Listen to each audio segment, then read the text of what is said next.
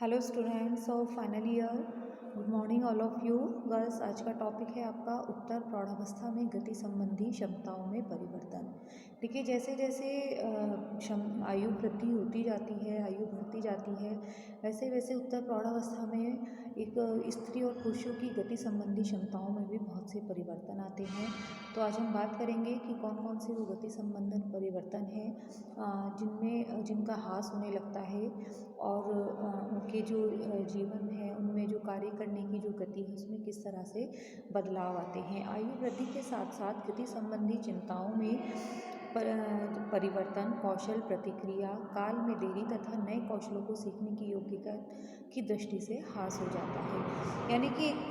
एक अगर बात कही जाए तो जो गति संबंधी क्षमताएं होती हैं वो परिवर्तित तो होती हैं, साथ में जो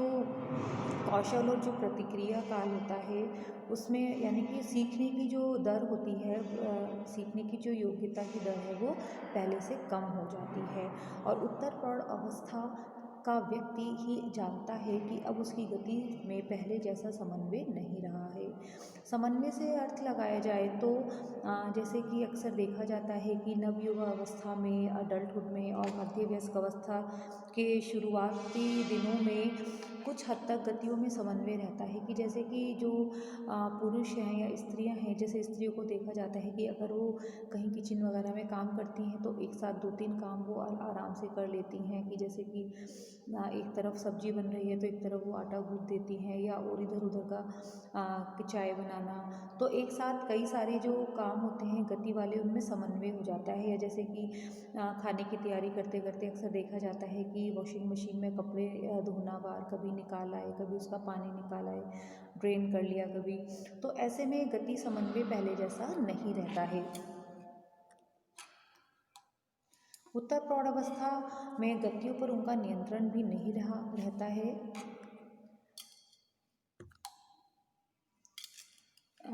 नियंत्रण भी नहीं रहा और गति संबंधी क्षमताओं का यह परिवर्तन मुख्यतः जरन के साथ होने वाले शारीरिक परिवर्तनों के कारण होता है। देखिए, जरन यानी कि हमने पहले भी पढ़ी थी कि उत्तर प्रौढ़ावस्था में, मध्य वयस्क अवस्था में जरन की प्रक्रिया कि धीरे धीरे शारीरिक शक्ति का कम हो जाना, शारीरिक क्षमताओं का कम हो जाना, शरीर में शारीरिक समस्याएं उत्पन्न हो जाना। तो ये सब क्या होता है, जरन की प्रक्रिया होती है। धीरे धीरे जो शरीर होता है वो शारीरिक क्षमताओं में उनका ह्रास होने लगना। तो जरन के साथ साथ होने वाले जो शारीरिक परिवर्तन, अब जैसे कि शरीर में मान लीजिए कोई रोग है, कोई समस्या है, तो उससे क्या होगा, शारीरिक परिवर्तन भी होंगे और व्यक्ति जानता है कि उससे चूक हो रही है। मतलब ऐसे में वो यह भी समझ लेता है, वो मतलब उसको लगता है कि हाँ, वो कहीं कुछ गलत है, उसके मतलब कार्य कर रहा है, उससे नहीं हो पा रहा है या उसके अंदर उतनी क्षमता नहीं है। और वह यह भी जानता है कि जो कौशल, बल और क्षिप्रता को समाज में बहुत महत्व दिया जाता है उसमें वो अब थोड़ा पीछे रह गया है। यानी कि देखिए, आज जो कोई सा भी समय रहा हो, ऐसे क्रियाशील व्यक्तियों का ही ज़्यादा महत्व होता है कि जो अपने कार्यशीलता, अपने क्रियाशीलता के बल पर कार्य करते हैं, चाहे वो परिवार हो, चाहे वो समाज हो, चाहे वो राष्ट्र हो। तो क्रियाशील व्यक्ति ही समाज में उसको महत्व दिया जाता है। लेकिन उत्तर वयस्क अवस्था में धीरे धीरे स्त्री और पुरुषों की कौशल, बल और क्षिप्रता में कमी आने लगती है और इन बातों में युवकों से अपनी हीन होने की बात का उन्हें हमेशा ध्यान रहता है। इन मनोवैज्ञानिक कारणों से पैदा होने वाला जो सामवेगिक तनाव होता है, उनमें भी तनाव संबंधी जो क्षमताएं होती हैं उनमें परिवर्तन को पैदा कर सकता है और जो कुछ व्यक्ति कर सकता है उसे करने में उसकी अभिप्रेरणा को वो घटा भी सकता है। फिर भी परिस्थितियां अनुकूल ही क्यों ना हो और अभिप्रेरणा प्रबलतम ही क्यों ना हो, थोड़े ही व्यक्ति ऐसे होते हैं जो अपनी गति संबंधी क्षमताओं के निष्पादन में, यौवन में प्राप्त शिखर पर बनाए रख सकते हैं। देखिए, इसका मतलब क्या हुआ बच्चों कि जो परिस्थितियां अनुकूल, यानी कि अगर कहा जाए कि अनुकूल परिस्थितियों से मतलब है कि अगर शारीरिक समस्याएं, जैसे कि मैंने आपको पहले भी बताया था कि अगर व्यक्ति स्वास्थ्य का ध्यान रखे तो भी उत्तर वयस्क अवस्था में या वृद्धावस्था में आने वाली बहुत सी शारीरिक समस्याओं को वो से नहीं गिर पाएगा, यानी कि वो स्वस्थ जीवन व्यतीत कर सकता है। लेकिन ये अनुकूल परिस्थितियाँ हैं कि अगर स्वास्थ्य संबंधी कोई दिक्कत नहीं भी है तो भी एक इस एज में एक स्वाभाविकतः जो जलन की प्रक्रिया होती है या फिर अभिप्रेरणा कहें कि उसको मोटिवेट करने वाला, कि मान लीजिए परिवार में है, माता पिता हैं, तो जैसे कि पिता हैं तो वो मान लीजिए किसी का व्यवसाय है तो पहले वो पिता जो था उनके व्यवसाय को देखता था, लेकिन जैसे जैसे उनकी एज उत्तर वयस्क अवस्था में वो आ गए तो धीरे धीरे शारीरिक परेशानियों की वजह से वो शॉप पर कम जाना या व्यवसाय को कम संभाल पाना। लेकिन अगर उनके बच्चे, उनका बेटा उनको मोटिवेट करे, नहीं पापा आप थोड़ी देर आकर दुकान पर बैठिए, मुझे आपके बिना परेशानी होती है, तो आप मेरा काम अच्छे से देख सकते हैं, आप केवल शॉप पर बैठ जाइए, वहाँ जाकर बैठ जाइए, फैक्ट्री में बैठ जाइए। तो ये क्या होता है, अभिप्रेरणा प्रबलतम ही क्यों ना हो, यानी कि उनको मोटिवेशन मिलना, उनको मोटिवेट करना, या जो लड़कियां हैं वो अपनी माता को या जो उनकी पुत्र वधू हैं अपनी सास को अगर ये अभी करें कि नहीं मम्मी आप पहले भी कर लेते थे, अब भी थोड़ा थोड़ा आप करिए, तो इससे क्या होता है कि उनकी जो गति संबंधी क्षमताओं के निष्पादन में मतलब इतना ज़्यादा जो होता है कि जो यंग एडल्टहुड में देखा जाता है उतना नहीं होता है। लेकिन अगर उनको अभिप्रेरित किया जाए तो भी वो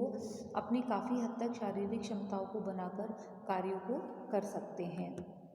शारीरिक बल का ह्रास 25 वर्ष की आयु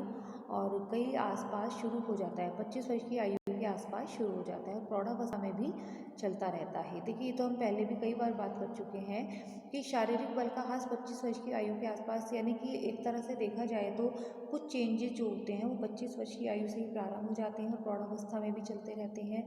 बल परीक्षण चाहे किस प्रकार का हो, फल समान ही निकलते हैं।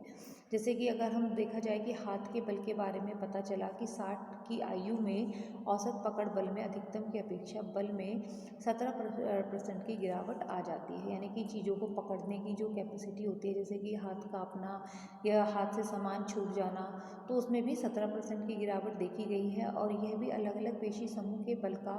आयु वृद्धि के साथ साथ ह्रास जो होता है वो अलग अलग गतियों से होता है। यानी कि जो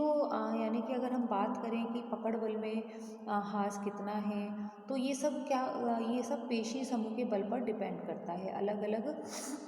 आयु वृद्धि के साथ साथ हर अवस्था में। जैसे कि अब हमने प्रौढ़ावस्था की ही 3 कैटेगरी पढ़ी, ठीक है ना, यंग अडल्टहुड, मध्य वयस, मिडिल अडल्टहुड और लेट अडल्टहुड। तो उसमें भी जो उनकी जो हाथ की पकड़ है या पकड़ बल में जो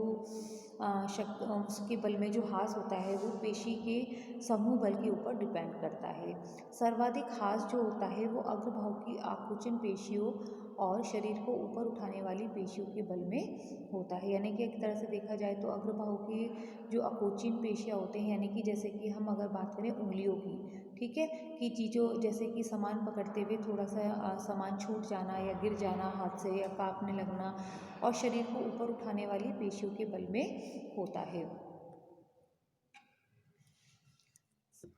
बल का ह्रास उत्तर प्रौढ़ व्यक्ति के जल्दी थक जाने में भी प्रकट होता है। देखिए उत्तर प्रौढ़ अवस्था में जल्दी थक जाना, वो मैंने आपको पहले भी बताया था कि उत्तर प्रौढ़ अवस्था तक आते आते थक जाने की प्रवृत्ति क्यों होती है कि जब मांसपेशियों में लैक्टिक अम्ल की अधिकता ज़्यादा होने लगती है तो ऐसे में थकान ज़्यादा महसूस होने लगती है। वह इसे या उस पेशी समूह के बहुत कम समय तक जो है कम प्रयोग के बाद ही थक जाने की शिकायत करने लगते हैं। देखिए कुछ बात ये भी देखी गई है कि जब शरीर की कोई पेशी समूह है, जैसे कि अगर कोई हमने अक्सर देखा होगा कि नोटिस भी किया है कि अगर हम एक हफ्ता बेड पर हमें कोई बीमारी हो जाती है किसी भी व्यक्ति को किसी भी अवस्था में, तो 8-10 दिन बाद हमारा जो बॉडी है वो थोड़ा सा मूवमेंट कम करती है। एक तरह से ऐसा लगता है कि हमारी जो बॉडी है वो मतलब निष्क्रिय हो गई है, उसमें वो ज़्यादा पहले जैसी एक्टिवनेस नहीं रहती है। तो उत्तर प्रौढ़ावस्था में कुछ गति संबंधी परिवर्तन के कारण या काम करने की कैपेसिटी ना होने के कारण भी जो होता है कि वो पेशी समूह के जो पेशी समूह होते हैं वो बहुत कम काम करने की वजह से एक तरह से वो निष्क्रिय होने लगते हैं और ऐसे में थक जाने की शिकायत ज़्यादा रहती है। और आयु वृद्धि के साथ साथ गति संबंधी अनुक्रियाओं में भी धीमापन आने लगता है। हालांकि इसमें काफ़ी व्यक्तिगत अंतर दिखाई देते हैं। वहीं ये बात है कि व्यक्तिगत अंतर कि ज़रूरी नहीं है कि सभी बच्चों को सभी वयस्कों को ये वाले सिम्टम्स हों कि शारीरिक ह्रास होना, गति में धीमापन आना, हाथ पकड़ बल की जो क्षमता है वो कम हो जाना। सब वयस्क अवस्था में हर एक व्यक्ति की शारीरिक भिन्नता के अनुसार इसमें अंतर दिखाई पड़ते हैं। तो गर्ल्स, आज हमने बात की उत्तर प्रौढ़ावस्था में गति संबंधी क्षमताओं में परिवर्तन की। मिलते हैं नेक्स्ट टॉपिक के साथ। Thank you.